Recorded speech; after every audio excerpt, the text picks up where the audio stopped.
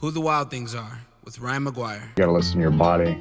Oh my God, maybe, I could get out there, I could do this. Let's take a ride, find your wild side, real stories, see with your own eyes. It's so beautiful. I'm gonna have the best time out here. I was in tears. I was just like, that's the best, man. Welcome back to Who the Wild Things Are. My name is Ryan McGuire, and I'm here to bring you conversations with the most wild folks on the planet. If you're enjoying the podcast, please leave us a rating and review on your podcast platform of choice. And if you enjoyed the episode, share it with a friend. Appreciate you guys. Let's get it going. What's going on, guys? Today's episode is brought to you by the fine folks at Blokes. Blokes is a men's health company that specializes in hormone health, weight loss, sexual health, longevity, all those sorts of things where you feel like something might be a little bit off. Blokes is here to help. They provide labs and blood work. They can help you test your testosterone levels or different biomarkers so that you can be at your best and show up as the ultimate version of yourself. They provide one-on-one health coaching and the ability to meet with a board-certified doctor in order to correct those things that might be going wrong in your body. If you want to get some blood work done, get your labs done, go ahead and go to blokes.co or check the show notes for more info. Once again, that's blokes.co. Also, get Blokes on Instagram. Thank you guys so much. Let's do the show. Does it sound good? I do have my mic set up here. Yeah, it sounds really nice. Sweet. Sometimes I find with Zen Riverside to like not plug my mic in actually works better. It's almost, I don't know why, but yeah, we can. If this sounds good, we can just keep going. Sweet. Yeah. Or I can plug my mic in and record my side to where it's like crispy. Well, listen, man, whatever you think, because you are the podcast wizard. I am very new to this game compared to you. Oh, really? Yeah, I mean, you've got a podcast. I mean, how long has the Adventure Sports podcast been going? Oh, gosh, 8 years? 8 years. Wow. So, I mean, probably one of the first, like, in the adventure sports realm, right? One of the first podcasts that made a name there. I think so, actually. You know, it's funny. I've actually never really looked it up. I wasn't the original host here. You tell me if... Oh, we're recording now, aren't we? Okay. Yeah, we're good. We're good. Yeah, I wasn't the original host for this show. I was a guest, and I ended up, like, taking over, like, probably episode... What was it? They were probably 3 years in. So I've been doing it for the most of the time, 5 years almost now. So, yeah, they had to be one of the early ones, but I wasn't like around because 3 years difference with a medium like podcast can be a huge difference. You can be like early, or kind of right in the middle of everyone starting their own show. So yeah, I have benefited from kind of this seed being planted a few years earlier. I think. If I'm not mistaken, I think the Enormocast on the climbing podcast was going Dirtbag. Probably the earliest is Dirtbag Diaries. Do you know that show? No, I don't know it. It's a big outdoor show with Fitz Cahill or Fitz Cahill. Cahill. It's like Patagonia's show. Duct Tape Thin Beer is the production company. They've been going for like 15 years. They've been around a long time. Wow. They're the OGs. I was like racking my brain. I'm like, I know someone's been here a lot longer. But yeah, a lot of us did get started right around that time. But yeah, we were definitely one of the earlier ones. Very cool. What an interesting story it is to like be a guest and then kind of become the host of that same podcast. Like, that's so unique. Yeah, man, it's, you know, I was a guest because I used to ride my bike really far, and they had me on the show, and I could just, gosh, it wasn't that first time. I was a guest twice, and the second time, no offense to the host, he'll love this story because we're still friends. I could just tell he was a little burned out or just was like going through something, and I just didn't sense that same energy. And so I was like, hey man, if you ever need help, just let me know. And I didn't hear from him for like a month. And I was like, oh man, I hope I didn't offend him or something. And then like a month later, he's like, you know what, man, you were spot on. We'd love to, it was 2 guys hosting at the time, but one kind of became 90% of the time he was the host. And he's like, both Travis and I are just kind of ready to move on and do our own adventures. Like, this show has inspired us to want to go out and kind of change our lives and take our families with us, but that would mean not hosting the show anymore. Sure. So we kind of need somebody to take over. So they kind of offered it to me. They sold it to me. I had to buy it from them. They offered a deal, though, and they offered training. So they reinvented the wheel, or they kept me from reinventing the wheel by training me on how to run a show and letting me practice edit, practice publishing, practice all that. And it was huge. It was like 6-8 weeks of just like training, and it was a really flawless transition, and the show's grown ever since. It was growing then, but it's been growing continually since. So That's amazing. I haven't met anybody else in who your really mind? did that. Was that in your mind? Like, I want to become a podcast host before that? Never. I was introduced to podcasts by my good friend Andrew Vinson, who came out to I was living in Colorado. He flew out to Colorado. No, I'm sorry. He drove across the country in an RV with his wife and his like newborn. And I was painting houses at the time and running this backpacking company with a friend. And so my summertime job was doing this backpack guiding. And in the winters, I was like painting houses in Denver. And he came out, he was also had painted houses, so we did that together. And he's like, dude, do you listen to podcasts? And I'm like, no, never. And this was probably, 2015, 2016. And he's like, let's listen to this show called Stuff You Should Know. And we listened to this episode about vultures. And I was like, what is this? These 2 dudes are just talking, like, you know, just very, very casual conversation about vultures. And it was like they were reading off the Wikipedia page of vultures. I'm like, what is this? But I immediately I don't know if you know the show Stuff You Should Know. Yeah. I haven't listened in a while, but I used to love that show. I used to go see them in person, like see them live. It was just like, it's a big show, and they've got just a unique style. And I fell in love, and I just was like listening all the time, like, what else is out there? It's kind of like when YouTube came about, and it was just like, holy cow, this opens up a world. And now YouTube is a whole universe. Like, it's a universe into itself.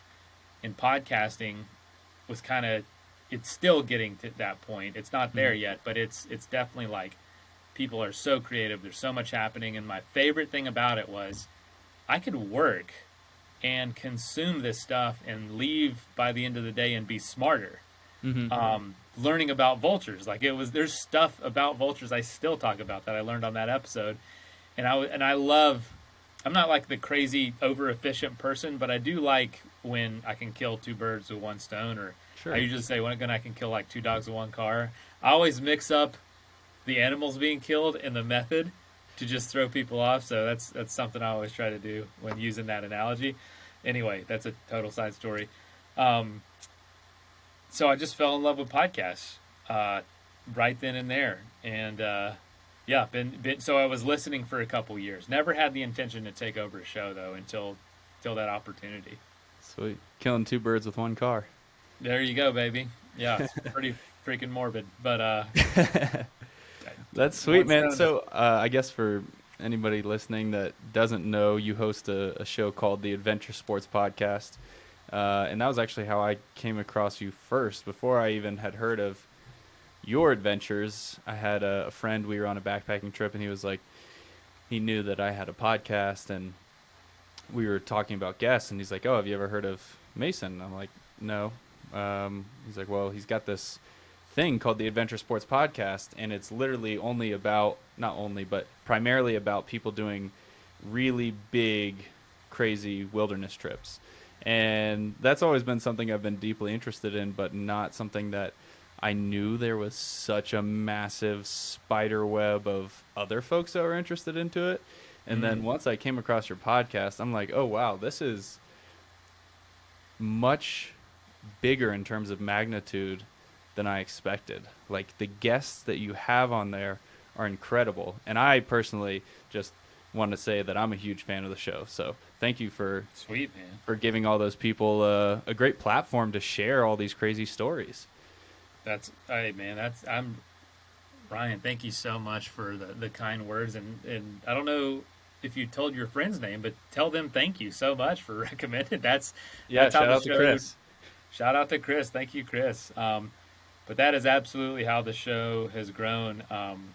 I had a background where I did a couple big adventures, and just when I first came up with the idea to do some of my big trips, I thought it was a novel idea. Same thing. I was like, has anybody ever done this? And little did I know there was a whole underworld of people and communities focused on this stuff. And that's what I've learned about anything. You think you're alone oftentimes in your ideas and thoughts, and I hear a lot of guests talk about that too. Like, I'm the only person in my family that wants to, through hike the Colorado Trail or sail around the world in a sailboat, and I feel like such an outsider and such an idiot sometimes because people just don't understand this desire.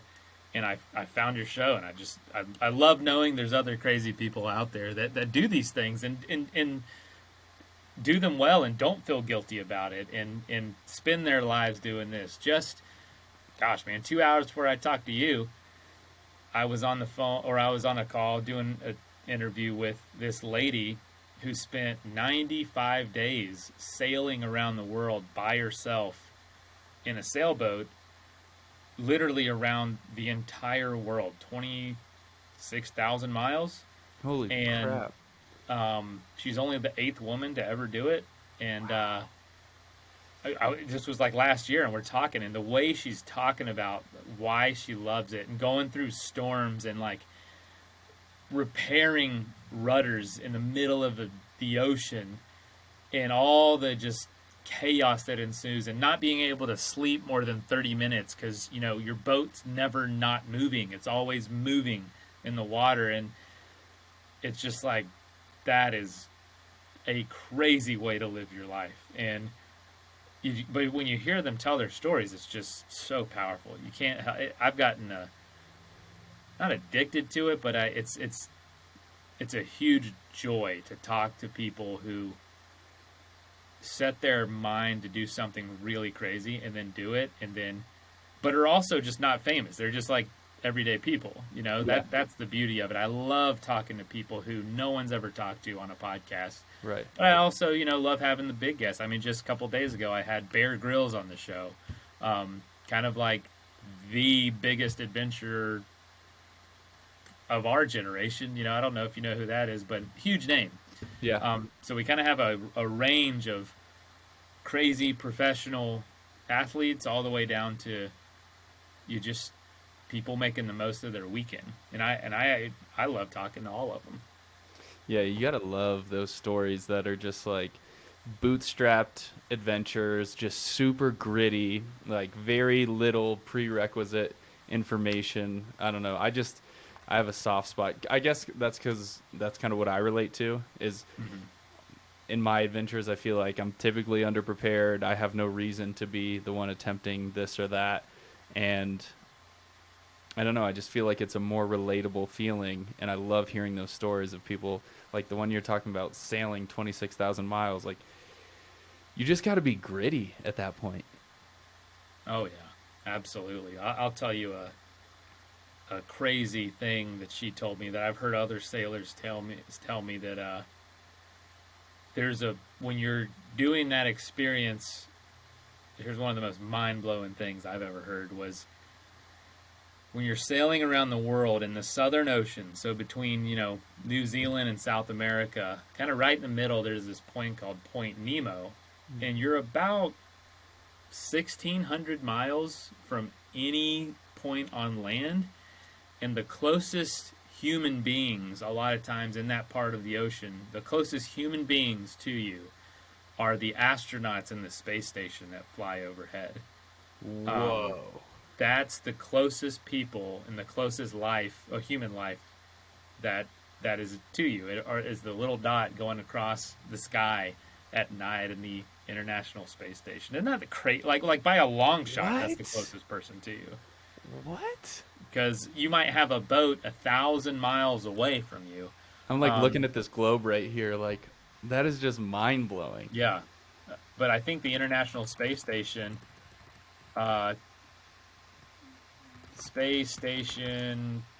elevation or like, 250 miles away. So, even though you feel like it's way out in space, it's way closer to you than the closest the closest boat. Isn't that Yeah, wild? and it's not even remotely close. It's like 8 times closer. Yeah, it's way closer.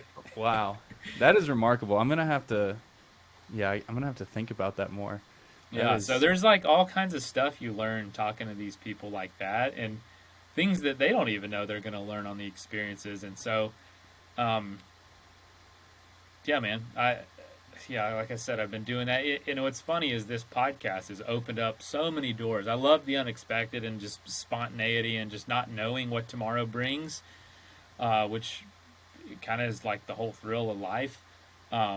Gosh, one day I heard from a listener who was a big fan, and that led to what I do now as my day job. Like, this is not my job. I do this nights and weekends, but I got a job through the podcast. I've got friends through the podcast. I've had opportunities to go on trips through this show. And so it's just it's like a treasured box, never knowing what you're going to get, never knowing what's going to happen tomorrow. But the more you talk to these people, the more you give a platform for folks to listen and hear these stories and be inspired, just the more cool things just keep happening. So that's a big reason I just keep doing it.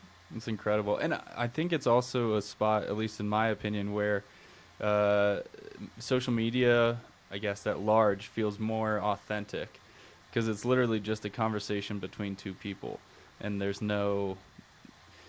very little, I mean, at least in my podcast, very little shaping or formulating or planning of how this is going to look to the end viewer. It's simply just a conversation of me with somebody I think is interesting. So I don't know, I really appreciate how authentic podcasting specifically is. Yeah.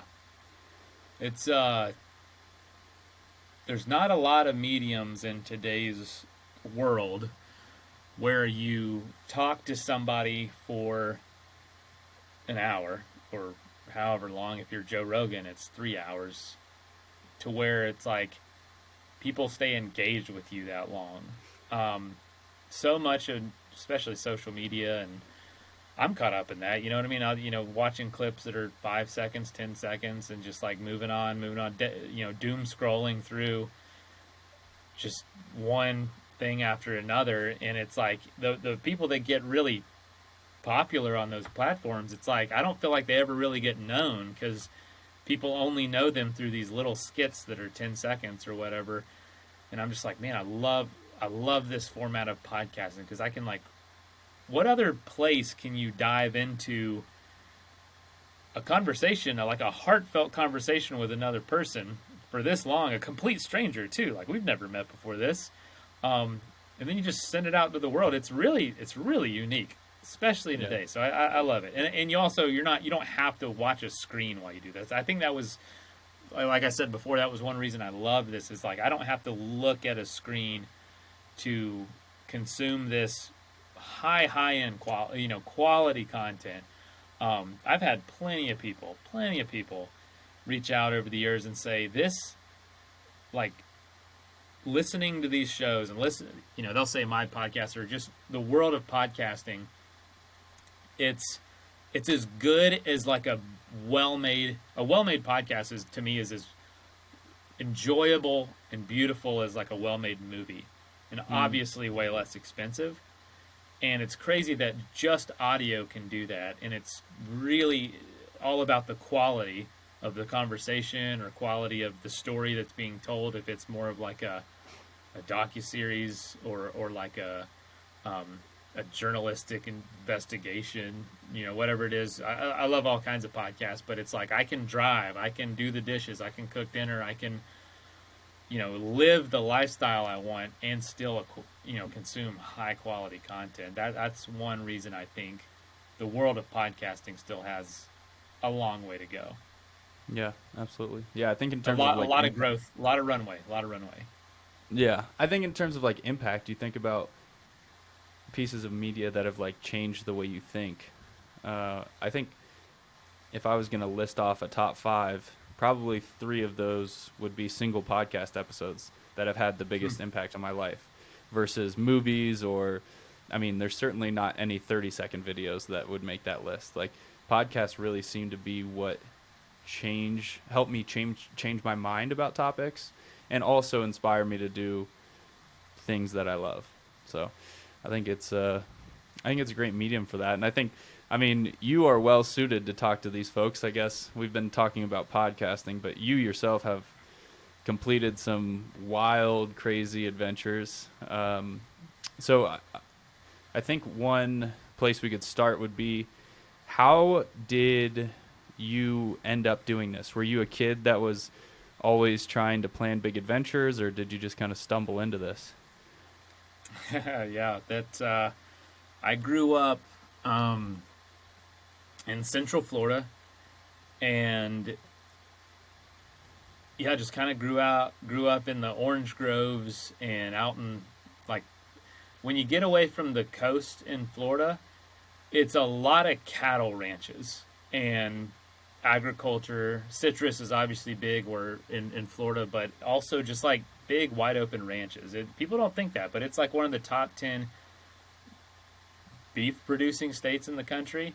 I think 10 of the 25 largest cattle ranches in the U.S. are in Florida, which is crazy to people. They're like, it has to be Texas, but no, tons of cows come from Florida that go to Texas. Anyway, that's kind of the setting. And so it was very outdoorsy, mostly hunting, fishing. But, God bless my dad, we weren't that great at hunting or fishing.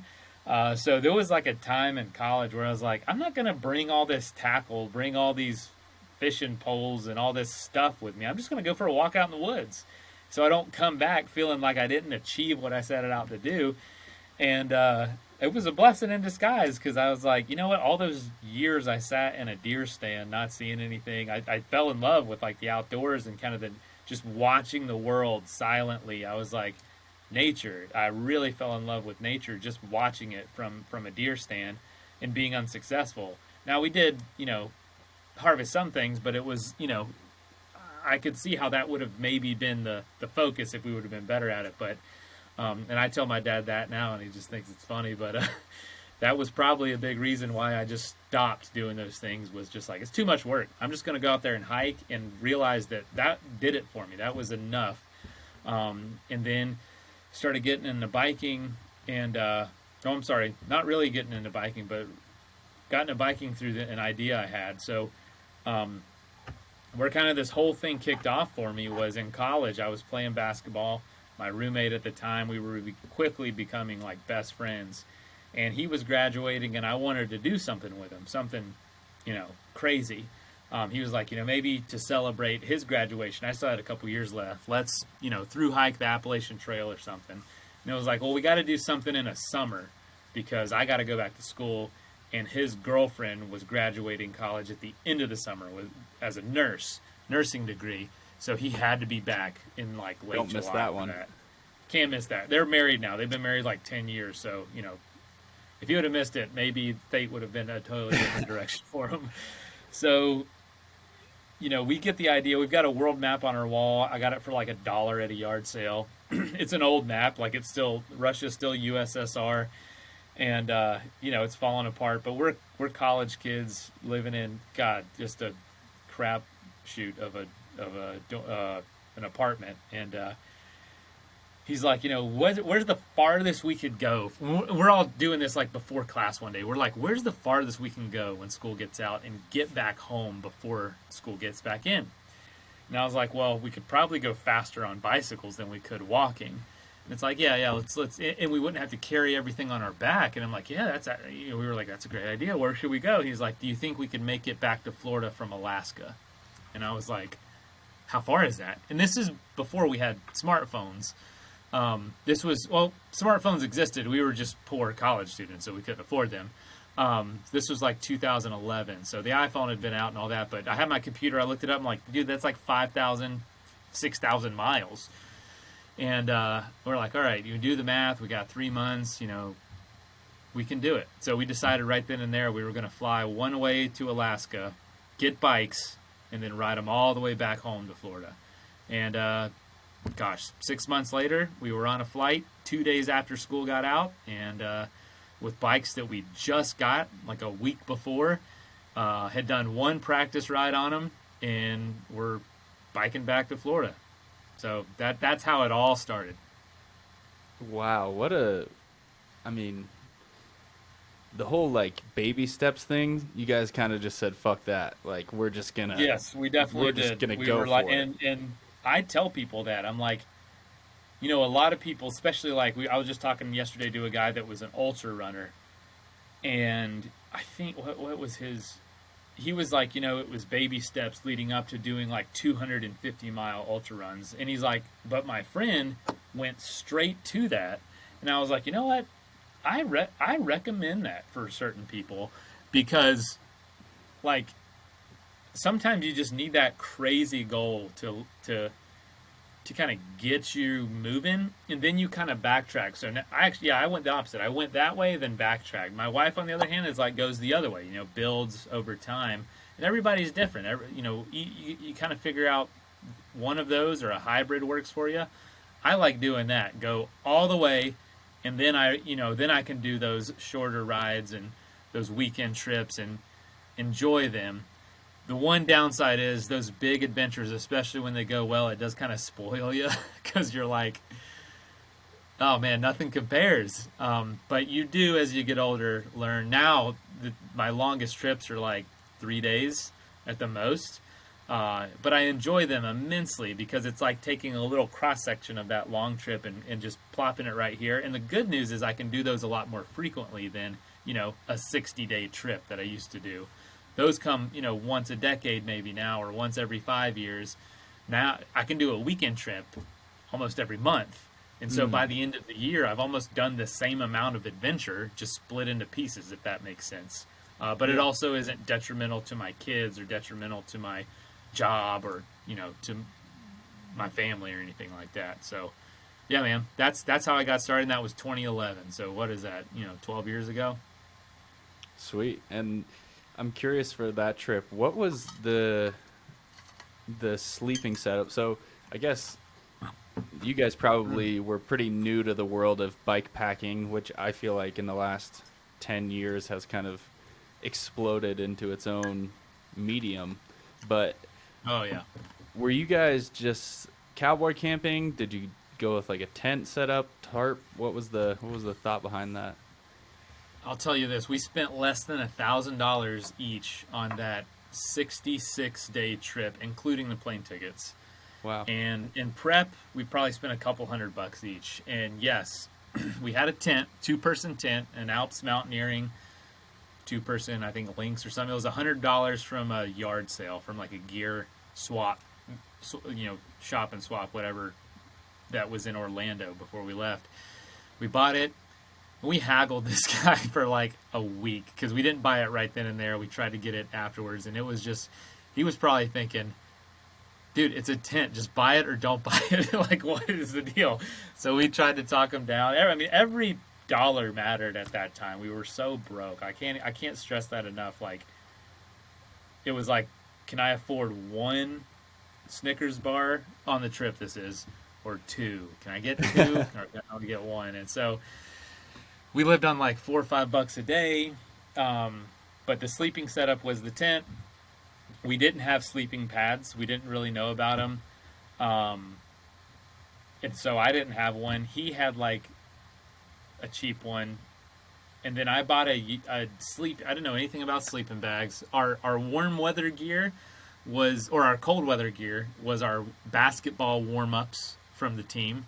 Like I said, we both played on a team. Mine actually were my high school basketball warm-ups, which are, absolutely not going to keep you warm, even the slightest. Or water. They're like, I don't even know what they're made out of, but it isn't anything that's quality.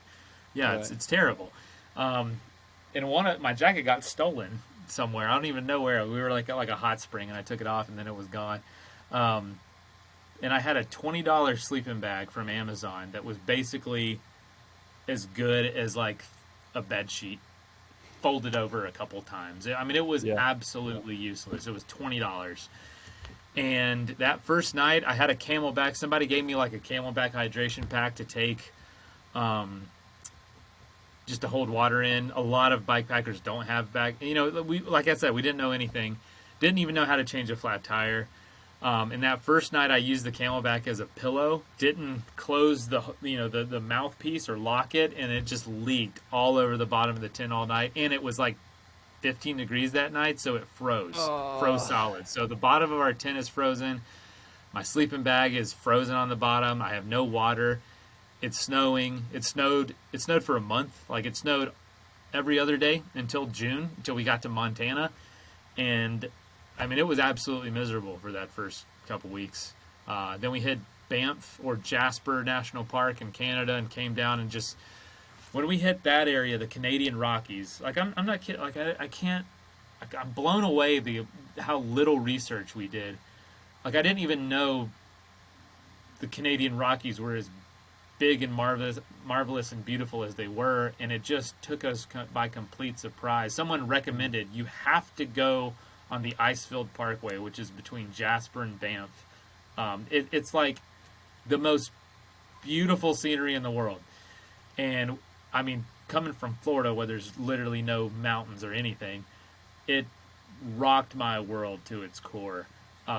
Just how stunning. And one of the beautiful things that people experience when you go through a landscape on your own 2 feet or by your own power or rafting or whatever it is, outside of a car and in a slower setting, you just don't miss anything. You see everything.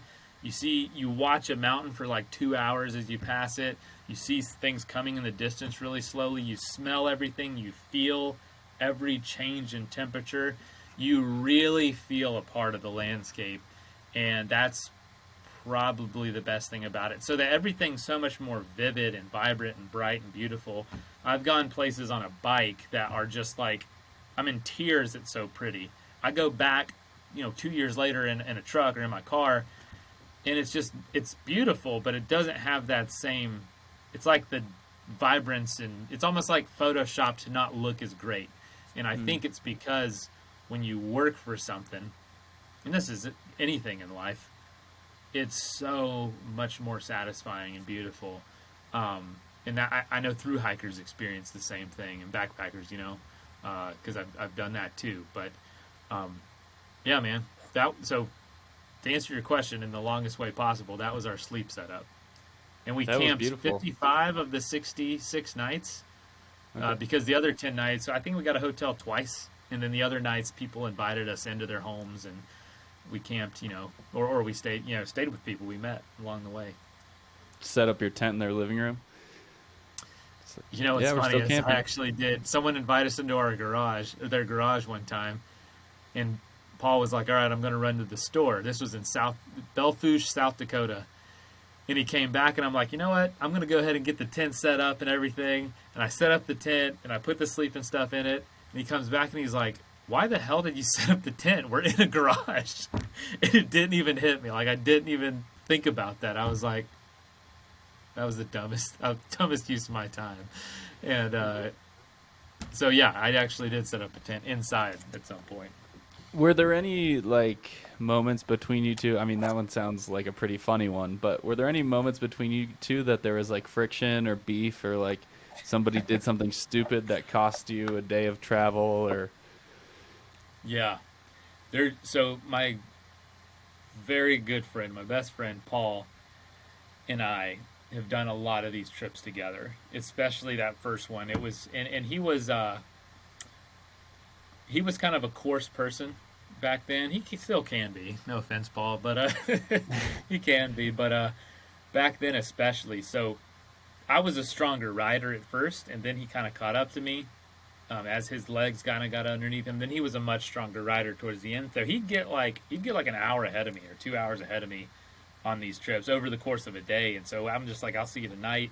So a lot of that trip has been alone, and I think I probably frustrated him a little then. But it was one night in Canada. We're on the Alaskan highway somewhere, and we're eating a ton of peanut butter and jellies. Like I said, we're on a budget. And everything in Canada was way more expensive than we thought. Like a jar of jelly, a jar of peanut butter, and a loaf of bread was like $25 US. Like, it was steep. And like McDonald's didn't have a dollar menu at that time. It was like the $5 menu. It was way more expensive than we anticipated. So we were trying to be as frugal as possible.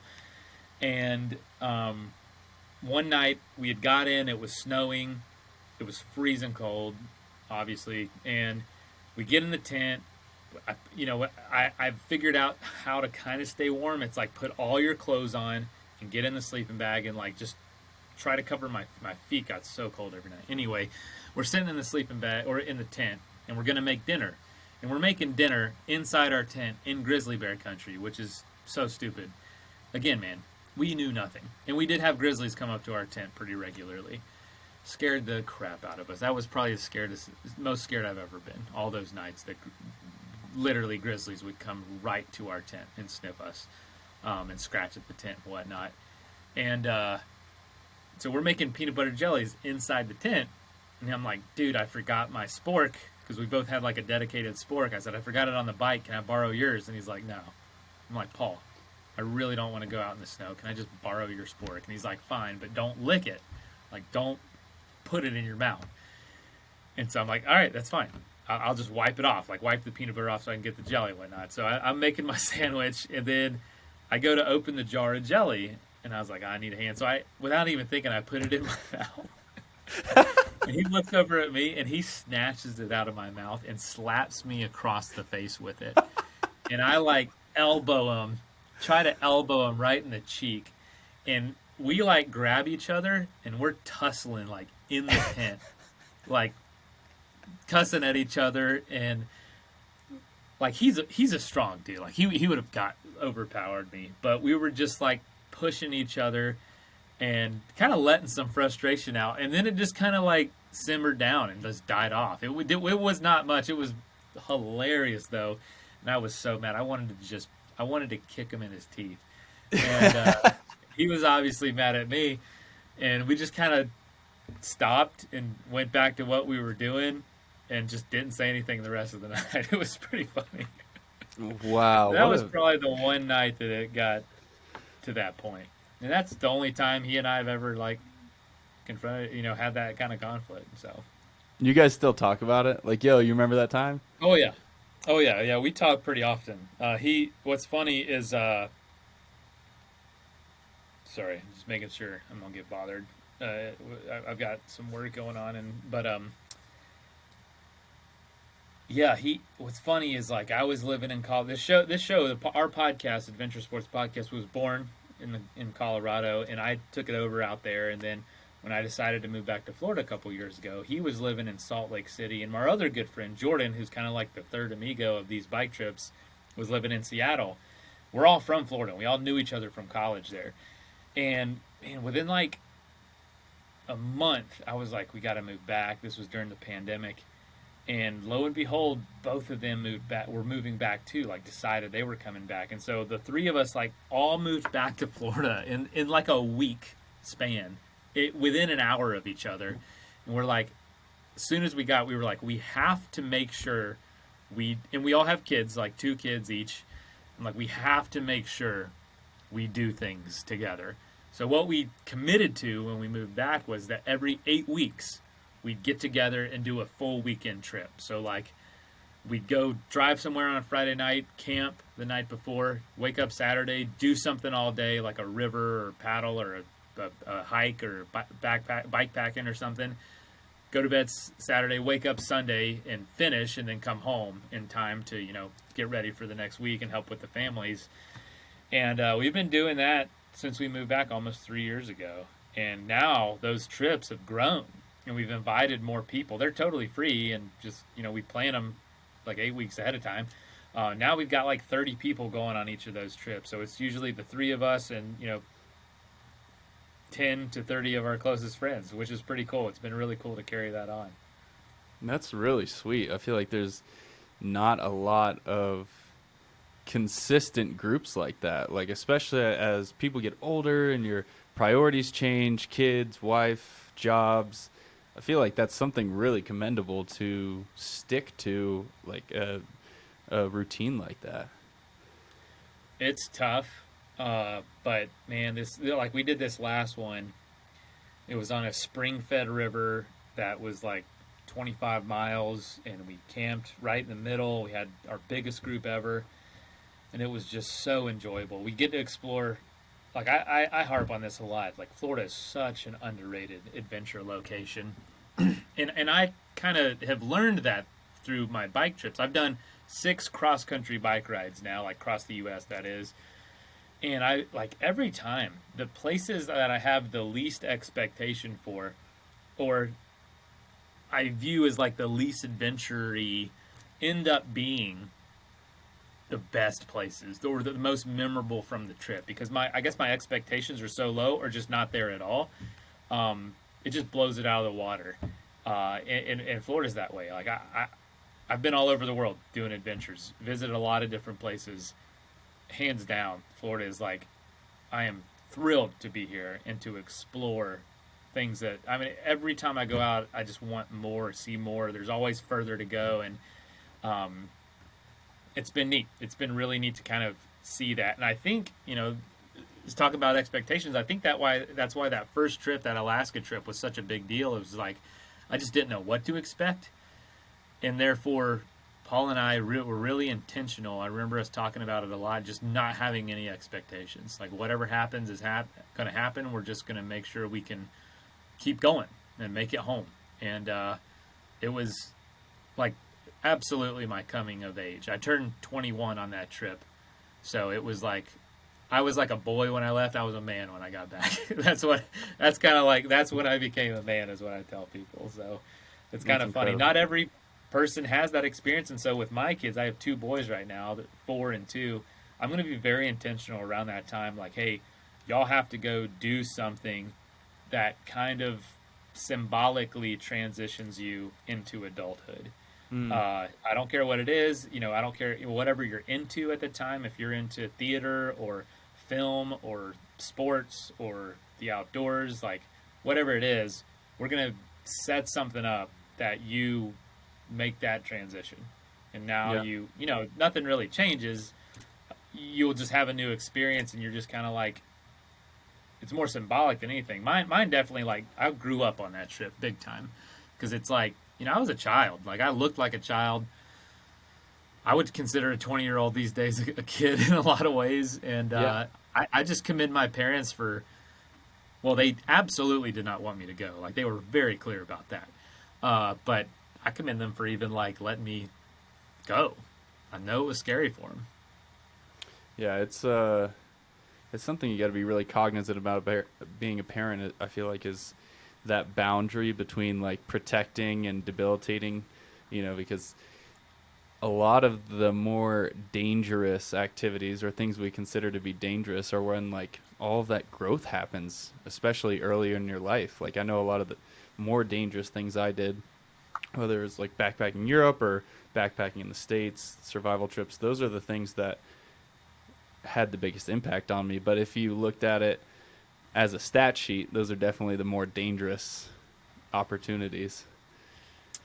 I think on the surface, yeah, but I think driving in a car is the most dangerous thing we do, and that's pretty. I mean, there's a good chance cars are dangerous, and way safer to fly, and people just, your brain doesn't always go there, but, like, we live near the ocean. I take my kids paddleboarding and whatnot, and we see a lot of sharks, and they're not big, because, I'm kind of afraid of the ocean, honestly, but we see big animals out there, and I'm like, and they get scared. Or we'll see gators. They're actually not too scared of gators, thankfully. But I'm like, no, this is nothing to worry about. Those things have no desire to get away from you. What I do want you to watch out for is, when we're in this pasture, watch out for the bull, because the bull will charge you and trample you, but we just don't treat it the same way. But that's the danger to me, is or Right. kind of, it's not always the most obvious or what's been marketed as most dangerous. So, but you're definitely right. In those moments, those create those core memories for us. Yeah, there's a statistic that well, Florida leads in shark attacks, but even with Florida being the most common, you are more likely to die from a vending machine falling on you than a shark attack. They'll get you too. So I tell them, watch out for vending machines. And You gotta so watch we out don't for even vending approach machines. them. Mostly because, their snacks are like 5 times the price they should be. It's funny. I actually tell my kids, this is horrible, but like we have the ice cream truck, speaking of that, go around the neighborhood. And I always say, oh, no. They're, the music's on because they're out of ice cream. That's the only time. And then they'll see one that like doesn't have the music on. They're like, Dad, it has ice cream. And I'm like, it's going too fast. Oh, You well. got like a year left until that you get called out on that one.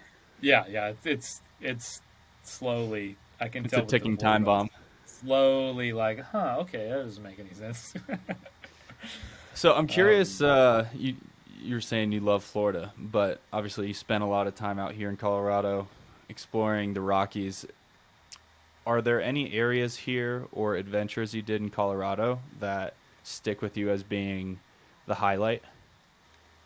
Oh gosh, yes, absolutely. I love Colorado, and it'll always have,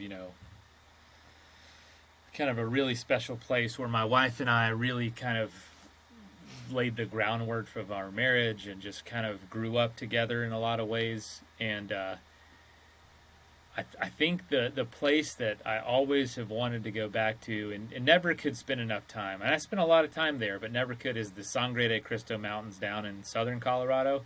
It's just kind of this curtain of mountains, one ridge of like 9 14ers. And that area was always just so wonderful. It was this weird mix of like, it almost had like, it felt like Montana. It was like the closest thing to Montana and Wyoming in Colorado to me, but almost with a little more desert. It's drier. It's near Great Sand Dunes National Park. That mountain range behind it is the Sangre de Cristos. And I always felt like it was kind of underrated, maybe underrated. There was way less people there. And so every time I'd go there, I'd have just an unbelievable wilderness experience. I'd go to this backpacking route or, something I wanted to do out there. And I'd be like the only truck around for miles. And I just felt it was so open, so big country. And, I really liked it. And one of the reasons it's like that is probably because there's no ski resorts down there. Anytime I did any trips near ski resorts, there's a lot more infrastructure and a lot more accessibility, and you just inevitably have more people. But I really started gravitating towards that area. And so right before we moved back, I took my dog and we did a big trip through the Sangres together before heading out. And it was awesome. And it's weird too. I love, so there's this town Crestone. It's like super hippie, there's like UFO watchers out there. And it's this weird mix of like Native American and kind of trippy, I don't even know, just like weird people. And so I think the Florida man in me really liked that. I felt at home in that kind of quirkiness. And man, so that I love that whole area. I still do. Yeah, it's beautiful. And those mountains, they seem to pop up kind of out of nowhere, where a lot of Colorado, you kind of build up into these big mountain ranges. It feels like the Sangres is just like, like the northern terminus is kind of Salida, and you just see this giant ridge back running straight south. And it's just, you kind of just look at it and you think, what if I just popped up on top of that and I just stayed on the ridge the whole way down? And I actually... a guy you've had on your podcast before, I just was talking to Justin Simone, and he was talking about the Long Ranger, Justin Simone. Yeah, the Long Ranger. He was talking about he has a video dropping sometime soon about him getting in a gnarly storm on top of there. And that guy's been through a lot of storms. So for him to get shut down, I'm excited to see that video. That's all I'm going to say. Justin is I mean, he's like probably, I'd say, knows that range better than anybody, and has seen just so much. He's a true adventurer. I can talk about it, but Justin is definitely a leader in this space, and really cool guy. Really cool guy. Yeah, He was a big beautiful. inspiration to me while I was out there. He I had him here in the studio, and I had never met him before, and he came over and sure enough pulled up on his bike. He's like, "Yep, just biked here from Boulder." And I'm like, that is so where are you? on brand. I'm in Morrison. Oh, no way. No way. That's gosh, that's what, 35 miles or so. It's a serious bike. Yeah, maybe 40 Yeah, miles. I mean, it ain't 35. like 2 miles away, it's some time. Yeah, that's what I was gonna say. He doesn't have a car. He lives the life, man. His whole world revolves. I mean, he's climbed Long's Peak in like every month of the year, maybe every week of the year now. Just it's endless enthusiasm and endless energy from that guy. I could never keep up with that. I actually tried. He did this thing called Tour de Fourteeners, where he biked to and climbed every 14er in the summer. And I actually attempted that back in 2017, and I got like a third of the way through and just couldn't keep going. I didn't have it in me. That was tough. That was a crazy experience. But he did it, and I was like, there's no way I'm approaching that guy. He's a legend. Yeah, he's built different, man. And his demeanor, it's not just like the physical thing. Like, you can tell that his demeanor and his passion for what he's doing is what's leading the way. He's not just like, he's obviously a physical specimen, but it's not necessarily about that. When you're doing those super long range trips, a lot of it is what you have between the ears. Mm-hmm. Absolutely. I got that sense from him too. Man, that's awesome. I'm glad you connected with Justin. He's the real deal. Yeah, well, I heard him on your podcast, and I was like, oh, I got to figure out, I got to find out how to get a hold of this guy. That's awesome to hear. That's awesome. I love that. So it's kind of full circle there. Speaking of the podcast, this is, part of the reason I have a podcast is because I want to talk to people selfishly that I want to talk to them about. And you have a unique perspective of being a podcaster that has really excelled. Like, there's so many podcasts out there that are very small, and maybe they're comfortable staying small, or they don't pan out for whatever reason. What do you think is the defining factor that makes a podcast grow and blossom versus not? Yeah, man, that's a great question, because that's a hard one to answer. I don't know. I'd say what's worked for me, and that's all I can speak to, is just being consistent. I think I'm listening to a book by Seth Godin, which is this marketing guru. What is it? Let me read the quote, if you don't mind. I wrote it down in my phone yesterday, but it's what I believed. I had just never had it put into words kind of this succinctly, but it's what I would say. He just said it better, and so I'll say what he said. It's persistent, consistent, and frequent stories delivered to an aligned audience will earn attention, trust, and action. So it's really those points of being consistent with releasing episodes, frequent enough to where people don't lose, attention. I'd say once a week's a good model. Some podcasts are once a month. Heck, one of the biggest shows in the world, Dan Carlin's Hardcore History, is like once or twice a year is how often he releases an episode. Then you get Joe Rogan, it's like every day. So there's you got to find what's sustainable for you. Yeah. If doing podcasts once a month is all you can do, just stick to that. If it's every single day, which I know podcasters that do that, if you can do it and you can sustain that for a long time, do it. But I think it's that consistency that really, really helps. You can't you just can't do anything if it's not consistent on a consistent basis. And that's worked well for me. Time and it just takes time. It's just like working out. How do you see results? Is not one awesome workout. It's a lot of awesome workouts consistently over time. And then it just becomes like a war of attrition with people around you. Like there's so many shows getting started.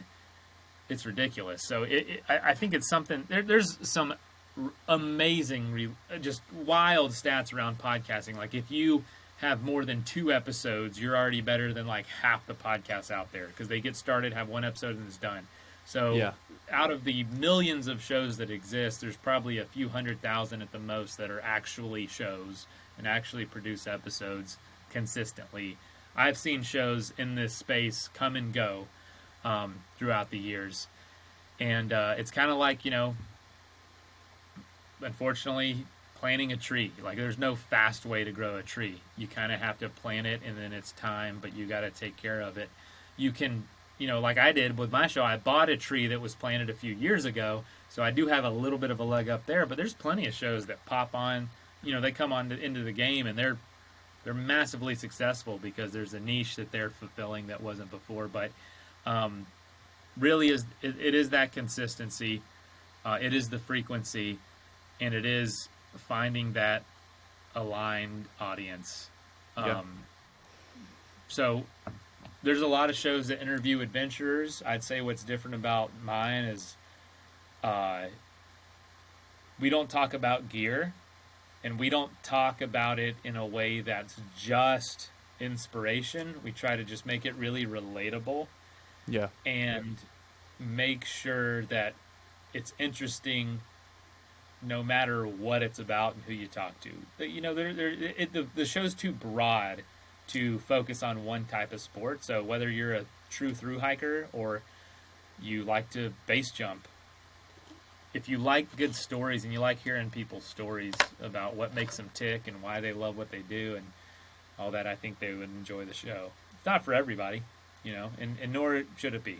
If you try to make a show for everybody, you make it for nobody. Right. Yeah, man, I think you do all that really well, and it's definitely a podcast that if there was, a list of podcasts that I look up to and aspire to be like, I would definitely put the Adventure Sports Podcast on there. So, congratulations on. That's really humbling. That. It's I don't even believe people listen to it. Like you tell me this, I'm like, oh yeah. I actually, it isn't just because to me, sometimes you talk to these people and you're like, just talking to them was enough. Like that's as satisfying. I'm satisfied. That was so cool being able to talk to this person. And then you're like, oh yeah, it actually gets put out in the world and other people hear it too. And sometimes I honestly forget that, like, does anyone actually listen? And the numbers on the screen say yes, but it's like, I know my mom doesn't listen. I know my wife doesn't listen. It's like the people around me don't. So it's weird, you know what I mean? So that means the world, Ryan, that you said that. That's awesome. It is a funny thing, and it kind of comes full circle to Chris, who was talking to me and introduced me to your podcast.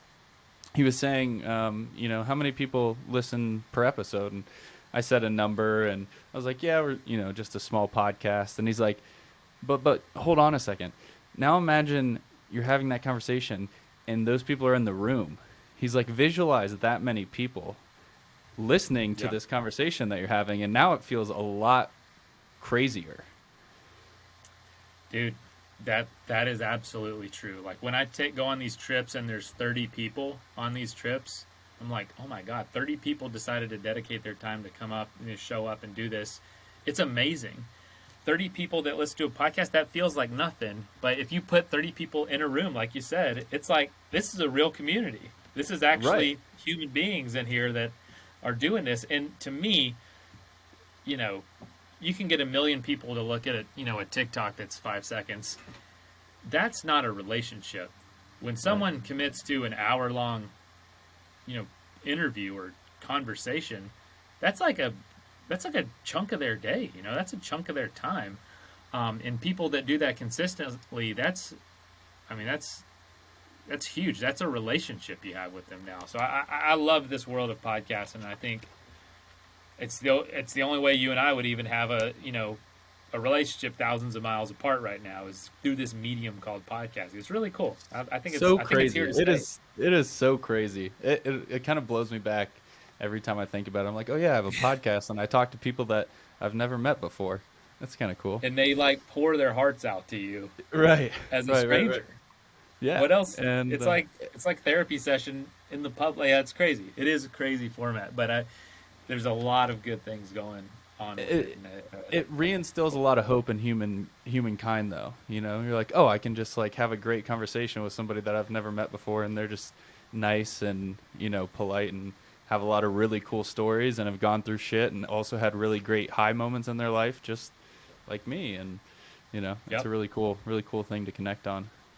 Yep, absolutely. And oh man, I'm looking. Yeah, you just had Justin on. This is wow. To be following up Justin is a huge honor. Or not, I don't know when this comes out, but just knowing that he was one of the episodes, he's the real deal, man. And I'm looking through your guests. You had some huge names on already, so congrats. And I will give you, I don't know if you'll put this, but dude, anyone you want to talk to, just reach out. Like you'd be blown away the amount of people that you just think are inaccessible that will say yes to a podcast. I've learned over the years, I'm like, holy crap, this huge celebrity says, yeah, I'll be on your show, send me the link. And so if you just make it easy for them to sign up and to get what they need to be on, it's going to blow your mind, the people you can have on. Yeah, that's a really good point. It's funny,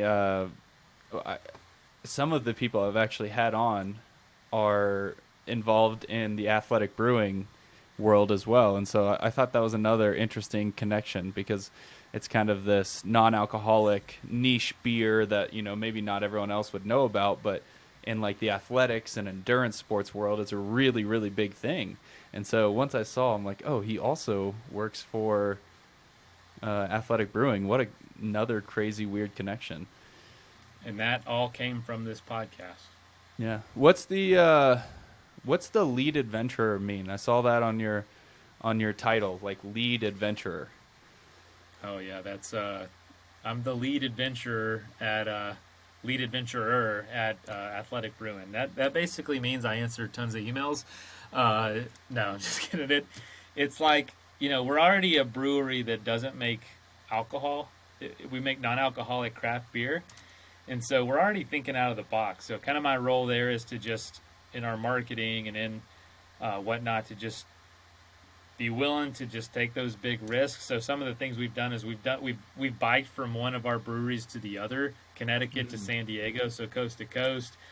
We have an ambassador program with like 1,500 really passionate, enthusiastic brand ambassadors. I help manage that program. I host our podcast where we talk to other people that are living without compromise. Like we say we brew non-alcoholic beer without compromise, but this show's about like who else in our community is doing really cool things kind of against the grain and out of the box. So there's like a lot of random little things I do, but it's really I work in marketing for them and just kind of help bring this brand called Athletic Brewing to the world. And it's working. It's working. It's a lot of fun. Sweet. Well, before we hop off here, I just want to ask, are there any upcoming, it could be a podcast, it could be a trip. Is there anything you're like looking forward to that's on the docket? Yeah, I had a big one last week, Bear Grylls. That was a huge, just making sure that happened, because that was in person. Out of the 500-600 podcast interviews I've done now, I've probably only done like 5 in person. So wow. Most of them are like this, or over the phone and stuff. So very rare. So having it in person and having it such a big name was a really special experience. But coming up, we've got another one of our paddle trips in July in one of the springs here in Florida, which will be just awesome. I love these trips. They're so fun. And then summer's coming up. It's really hot here, so maybe try to get out in your area a little more when it's, nice and cool and nice in the mountains. But yeah, a couple birthdays for my kids and just kind of some family life. I think my dad's at my house right now, so I'm gonna go see him in a little bit. And yeah, man, we'll see. I don't know. Like I'm at a stage where I'm not planning too much, but can do anything I want. So it's kind of enjoying a little bit slower pace right now with a young family. Very cool. Well, if you But wander out conversations, west, yeah. What's that? I said if you wander out west, let me know, man. I'll be here throughout the summer, just putting around in the woods and hanging out. Good. Take advantage of it. Enjoy, gosh, every moment you can out there. It doesn't need to be big moments, big crazy adventures to get what you need out of nature and out of adventure. It really can be an afternoon. I would always neglect, it's just a word of warning, because I lived near Golden, and I don't know if you know Green Mountain right there. Yeah. That was like my little escape every chance I got. But there would be like I'd go a week or two without going up there and hiking up to the summit or biking up there. And every time I'd go to take that hour or whatever it was to do that, I would never regret it, and it would always be way better than I expected. Mm-hmm. And so I think it's just really easy as, professionals with jobs or just as adults, it's easy to like think, oh, that little time in nature is not going to be enough to do anything with. It's almost like having one bite of a really good meal. Like it's just enough to make you mad, But no, it really can get you through. It can calm you down. It can relieve that stress. It can really scratch that itch until you do have another big trip. And I know with places like Colorado where there's seasons, it can be a long wait before you get that fix you're looking for. So do those little things. Like even Bear Grylls said that. He said, go hug a tree. Like that was one of the most badass dudes in our generation saying like, it's that those little steps really can help fulfill your soul. And so just a word for anyone out there who says, I gotta through hike the AT, or I've gotta,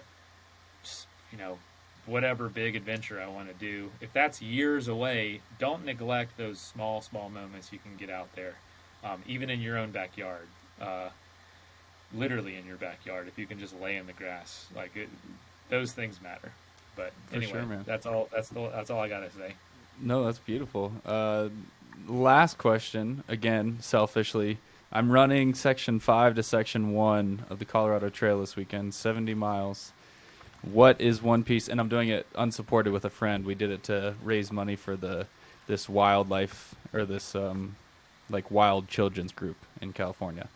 What is one piece of advice, being as someone that's spent some time on the CT, that you would give us for an unsupported CT run? Section 5. You're going Section 5 to Section 1? From Kenosha Pass to Waterton Canyon. Okay, yeah. So go that way, because a lot of it will be downhill. Yep. And it was a lot. Forgive me, I did it years ago. It was a lot more open during that section than I realized, from like burns. So sunscreen, hydration, and it was drier. So I don't know what the spring's been like as far as like water availability and whatnot, but it was way more exposure, in the sun exposure that is, and way hotter or drier than I expected. Yeah. So maybe just prepare for that. Other parts of it were just, much more covered and in the lower elevation. Even though that's lower elevation compared to other parts, I just remember a lot of it being open, kind of sandy too. So yeah, just be ready for that. Cool. All right, man. Well, I appreciate you taking Good the luck. time out, and yeah, thank you. I'll keep you updated, or I'll let you know how it goes. Hopefully, everything goes smoothly. But yeah, I just appreciate you coming on Hopefully and not. chatting with me. So hopefully not. Then you'll have some stories. Yeah. Well, 70 miles. There's plenty of time for some kind of story to amount. Yes, there's plenty. Stay safe. But Yeah. all right, Ryan, thanks so much. I'm excited to dive into who the wild things are. I love the name, by the way, and the artwork thank looks you. awesome. I appreciate that. All right, man. Well, until next time, and good luck on all your future adventures. Thank you. You too. All right. See ya. Later, man.